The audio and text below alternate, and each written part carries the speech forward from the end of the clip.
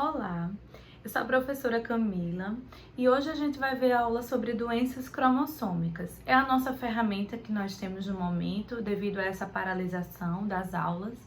E na aula passada, vocês viram sobre as doenças monogênicas. Hoje nós vamos estar estudando as doenças cromossômicas. O slide está disponibilizado aí no virtual para vocês irem acompanhando a aula. E nós vamos falar sobre essas doenças genéticas que afetam cromossomos. Então, por isso elas são denominadas doenças cromossômicas. Nós selecionamos as principais doenças para trabalhar com vocês.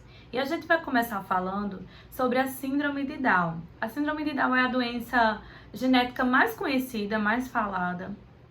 Ela afeta cerca de 95% dos casos de doenças cromossômicas, ela realmente é bem mais comum. A síndrome de Down, ela é uma trissomia do cromossomo 21. O que significa trissomia? É uma alteração genética em que o indivíduo no cromossomo 21, ao invés de ele ter um par de cromossomos, ele vai apresentar um cromossomo a mais. Então vão ter 3 cromossomos nesse espaço, né? No cromossomo 21, sendo que deveria ser só um par. Então ele tem esse cromossomo a mais. No caso da síndrome de Down, ela tem muita relação com a idade avançada materna. Não se tem tanto uma explicação científica, porque em genética nós trabalhamos com muitas incertezas em algumas áreas, então nem tudo é comprovado totalmente. Mas quando se faz esse levantamento, percebe-se que existe uma correlação entre a idade materna avançada realmente com os índices de síndrome de Down elevados na população. Então, existe essa correlação entre a idade avançada e a síndrome de Down. Outra coisa também com relação à síndrome de Down é que a expectativa de vida dessa doença era muito baixa há anos atrás. Então, a gente tinha, por exemplo, crianças com síndrome de Down morrendo cedo. Hoje a gente não tem essa realidade, graças aos avanços da ciência. Hoje a síndrome de Down se tornou uma possibilidade de estudo, de acesso. Hoje existem pessoas com síndrome de Down se casando, se formando, entrando na terceira idade. Isso é uma coisa muito maravilhosa que aconteceu. A síndrome de Down ela pode apresentar algumas fragilidades na criança, mas vocês vão ter aí uma lista de sintomas, mas não quer dizer que o indivíduo vai ter todos esses sintomas. Ele pode apresentar alguns, ele pode apresentar um, ou ele pode, de repente, ter um prognóstico excelente, começar a desenvolver um trabalho de estimulação precoce desde o nascimento e aí ele ter pouquíssimas alterações. Então, a gente vai falar um pouquinho disso, né? As principais características da síndrome de Down, como vocês podem acompanhar no material, é que eles têm a implantação da orelha mais baixa que o normal, a característica física que é comum. Eles têm a língua protusa, essa língua mais para fora, que dificulta um pouco a questão da fala. Eles vão ter os olhinhos puxadinhos para cima, esses olhinhos oblíquos. Eles podem ter atraso no desenvolvimento motor, então a locomoção se torna um pouco mais prejudicada, a fraqueza muscular. Eles apresentam uma linha só na palma da mão. Eles podem apresentar algum tipo de atraso no desenvolvimento mental, também algum tipo de retardo. Então, por isso que é importante todo um trabalho de uma equipe. A estatura é baixa e também a questão da síndrome de Down, ela pode ser diagnosticada de muitas formas. Por exemplo, se o indivíduo já nasceu e não foi detectado no pré-natal, tem um exame clínico, pode fazer um mapeamento desses cromossomos e aí detecta essa trissomia no cromossomo 21. Mas desde o pré-natal é possível detectar.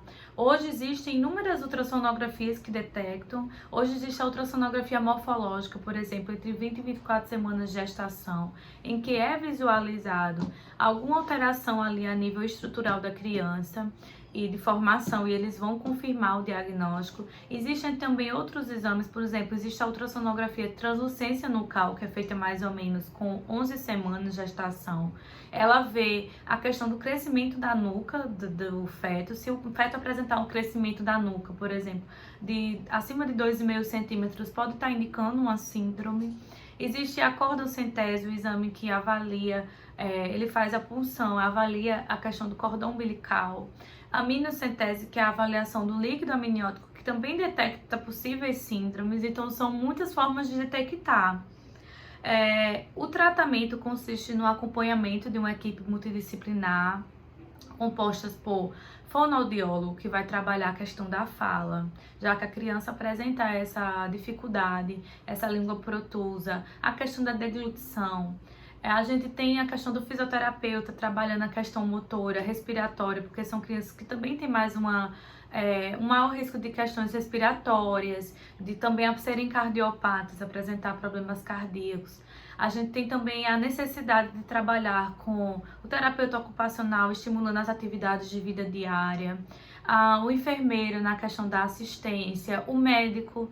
Enfim, é uma equipe multidisciplinar, que a gente sempre vai falar muito em equipe multidisciplinar quando a gente trabalha a questão genética. Aí a gente vai para a síndrome de Edward.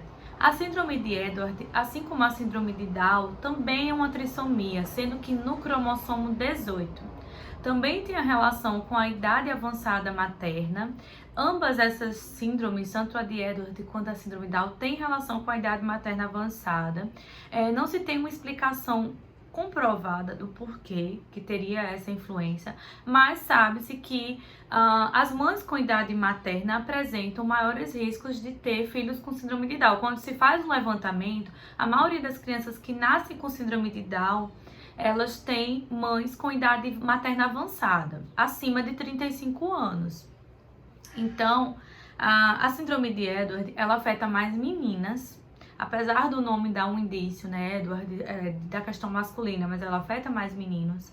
E aí, ela vai apresentar algumas alterações. Apesar dela afetar mais meninas, os meninos costumam ter uma expectativa de vida mais baixa, apresentar uma sintomatologia mais avançada.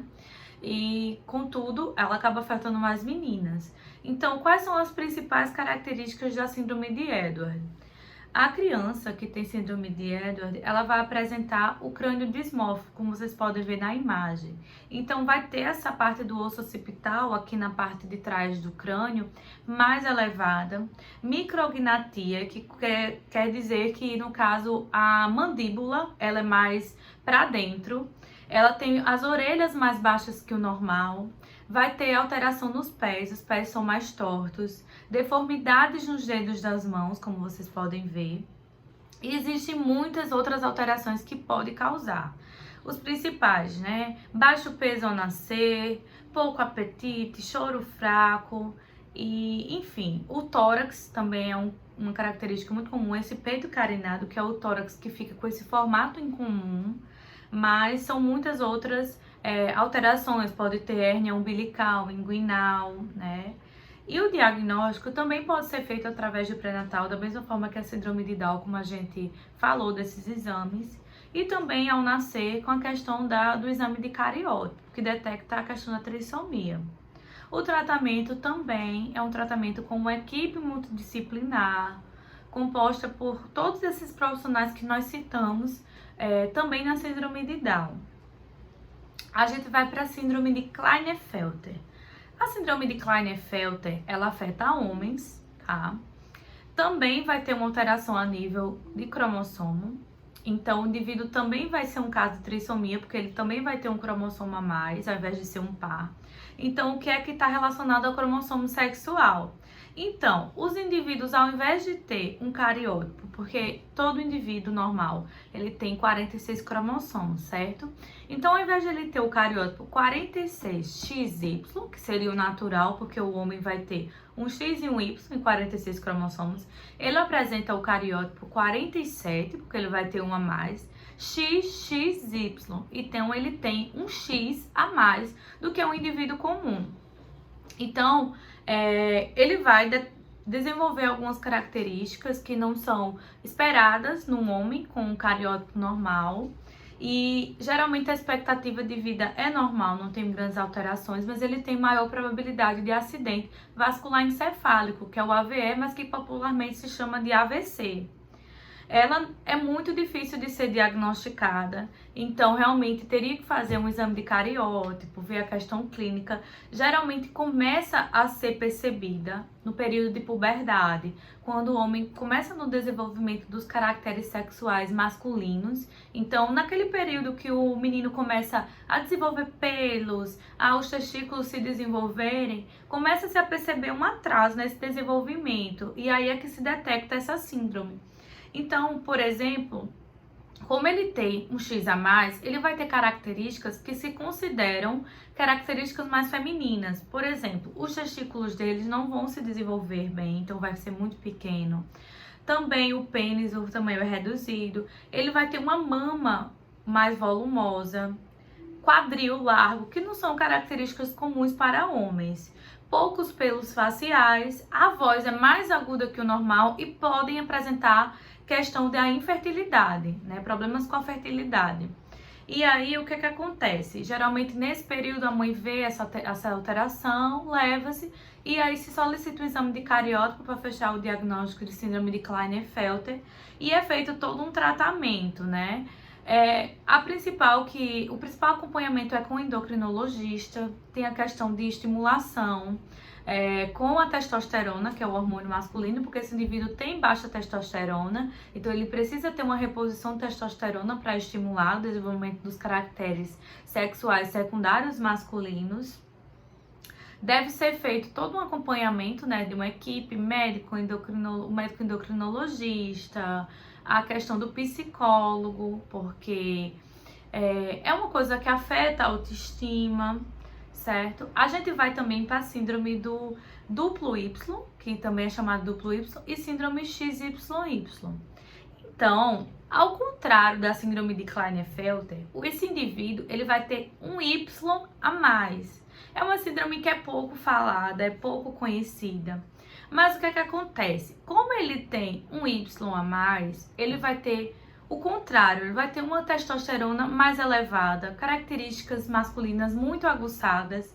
Então, é uma doença, uma síndrome que foi muito encontrada, quando se faz o levantamento, ela é muito encontrada em presídios, em questão de hospitais psiquiátricos. E assim, obviamente, nós não vamos justificar que o indivíduo cometeu um crime e tudo bem porque ele tem um excesso de testosterona, ele tem essa síndrome do duplo Y. Não, ele tem que pagar pelos seus erros, né, pelos seus crimes. No entanto, é característico quando se faz esse levantamento de ter mais pessoas com essa síndrome em presídios e também em hospitais psiquiátricos. Então, o que acontece, né? Ele pode ter, aí no início da puberdade, um atraso no desenvolvimento, a questão de, principalmente a parte mental, a parte de aprendizado. Mas quando ele vem realmente fazer mais efeito é no período de adolescência para a vida adulta. Eles não têm problemas com fertilidade. O cariótipo vai ser 47XYY. Ele pode ter um maior risco para algumas doenças, né? Cardiopatias, leucemia. E aí pode ter principalmente problemas a nível psicológico, né? Problemas de atraso no desenvolvimento. Eles são indivíduos bem altos, média de 1,80 m. Apresentam tendências a acne facial, principalmente na adolescência. Genitálias muito desenvolvidas. Pode ter distúrbios motores e na fala. Como ele tem um aumento de testosterona, ele pode ter uma tendência muito grande à agressividade, o QI abaixo do normal, tem dificuldade de aprendizado, os dentes grandes, as mãos e os pés compridos, né? A orelha mais longas que o normal. Então, são características que ele pode desenvolver, tá? Então, precisa de um acompanhamento com o psicopedagogo, a questão do desenvolvimento da aprendizagem, com o fonoaudiólogo, né? A questão de acompanhamento com o endocrinologista, essa questão hormonal. Então, também se deve fazer um acompanhamento. No caso da síndrome de Turner, a síndrome de Turner ela é um caso de monossomia. O que seria monossomia? O indivíduo que vai ter a síndrome de Turner, que no caso são mulheres, ela afeta mulheres, vai ter um cromossomo X ausente, tem um ao menos. Então o cariótipo aí vai ser, ao invés de 46 cromossomos, o cariótipo vai ser 45X0, tem um X a menos. Então é uma doença que afeta mulheres, é um caso de monossomia. A mulher que apresenta, no caso, ela vai ter algumas alterações bem características. Então ela tem, por exemplo, baixa estatura, ela tem o tórax largo, ela tem o pescoço largo, ela vai ter as pálpebras caídas, os pés chatos, a estatura abaixo do normal, ela pode ter um retardo do crescimento, ela vai ter os ovários pouco desenvolvidos, então ela pode apresentar problemas na fertilidade, né? Os dedos curtos, pouco cabelo, poucos pelos, tá certo? Então, assim, pode apresentar pouco desenvolvimento das mamas. Então, no caso da síndrome de Turner, não se tem relação com a idade materna avançada. Acredita-se que pode ter relação com a questão do alteração no óvulo, no espermatozoide e o acompanhamento, né? Acompanhamento com a equipe multiprofissional, a questão do endocrinologista, a questão do psicólogo, tem também a questão do aprendizado com o psicopedagogo. Outra coisa também interessante é que ela pode ter dificuldades para engravidar, problemas na fertilidade, então é muito importante fazer um acompanhamento com o ginecologista, porque ela pode querer engravidar em algum momento, ela vai precisar fazer tratamento mais específico. E a gente vai para a síndrome do miado do gato, que inclusive é uma síndrome muito interessante. Por quê? Porque é chamada síndrome de cri do chá, né? O nome é cri do chá, a gente chama popularmente de síndrome do miado do gato. A criança, a principal característica quando ela nasce, ela apresentar um choro, nesse caso a síndrome de cri do chá, um choro característico ao miado do gato, é um choro muito agudo, muito fino. Ela nasce com uma hipotonia, um bebê que tem mais dificuldade, assim, não é tão esperto, não é tão rígido, ele é bem molinho, bem hipotônico. E aí, no caso da síndrome de cri do chá, é uma alteração no braço do cromossomo 5.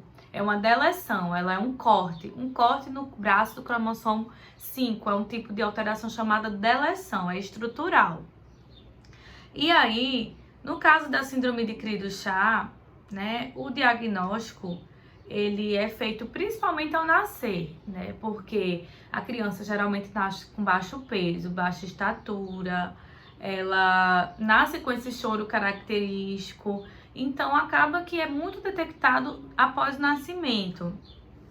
Ele pode apresentar estrabismo, pode apresentar um hipertelorismo ocular, que é a distância normal entre os olhos.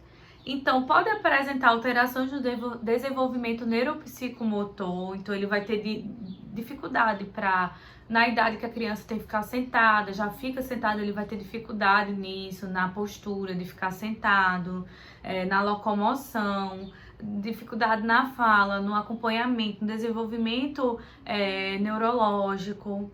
Então, a criança mais hipotônica, e aí precisa de um acompanhamento realmente com a equipe multidisciplinar, né? Questão do fisioterapeuta, psicopedagogo, terapeuta ocupacional, fono, enfim, precisa-se de um acompanhamento com uma equipe multidisciplinar realmente. Então, gente, eu dei uma resumida aqui na questão das doenças cromossômicas. Eu vou estar disponibilizando material, vou estar disponibilizando um exercício. Espero que todos façam, porque vai estar pontuando frequência. Qualquer dúvida, estou à disposição. E nós também nos veremos depois do dia 29 na aula subsequente, que vocês também podem estar tirando dúvidas. Até logo!